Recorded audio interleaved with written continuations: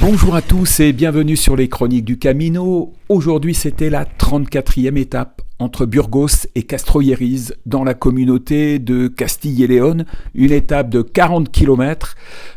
Alors c'est une étape que j'affectionne particulièrement, même si le ciel était un peu voilé, parce que nous sommes sur les plateaux arides d'Espagne qui rejoignent Burgos à Léon, et ces plateaux on les appelle la meseta.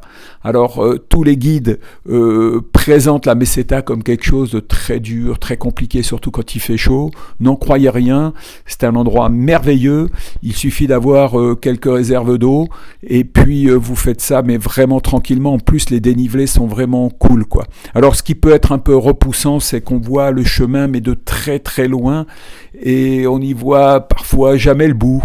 Voilà, mais c'est vraiment très très intéressant de traverser ces plateaux d'Espagne.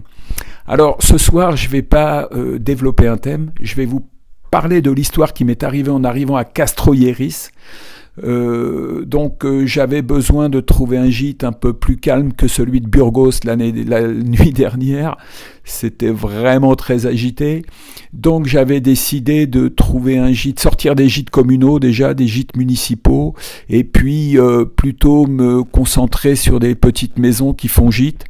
Je suis rentré dans une toute petite maison qui fait gîte, donc avec quelques lits à l'entrée de Castrojeriz. Et puis j'ai été accueilli, très très bien accueilli, mais vraiment comme on a du mal à l'imaginer parfois d'ailleurs.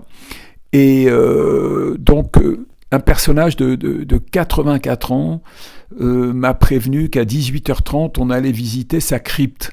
Alors j'étais un peu étonné, je me demandais de quoi il parlait, et finalement il nous a appelés, on est descendu dans une cave. Alors ce que j'appelle une cave, moi, ça peut ressembler à certains moments à des catacombes, parce qu'on est vraiment descendu très bas. Et puis là, on a trouvé une cave mais vraiment immense. Et en fait, chaque maison de Castrojeriz possède cette cave. Et en fait, ça servait de plan de prévention en fait de l'envahisseur.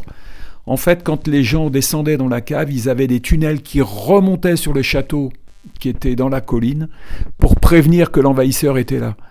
Donc imaginez, chaque maison possède cette cave-là, et dès qu'on voit l'envahisseur arriver à l'époque, on descend vite au fond de cette cave et on remonte par des tunnels qui avaient été creusés à l'époque jusqu'au château. Alors, ce personnage de 84 ans, il en a fait, lui, une crypte, ce qu'il appelle sa crypte à lui, et le soir, il lit des poèmes de Josep Maria de Sagarra, et ce sont des poèmes qui sont alors écrits en catalan, qu'il a traduits en espagnol, donc j'ai pas beaucoup compris ce qu'il racontait, on m'en a raconté un peu à la fin. Je regarderai d'ailleurs, parce qu'il semble que ce poète soit traduit en français, mais ça raconte la métaphore entre le chemin physique et le chemin de vie qu'on peut avoir, ainsi que le chemin spirituel qu'on peut s'imaginer.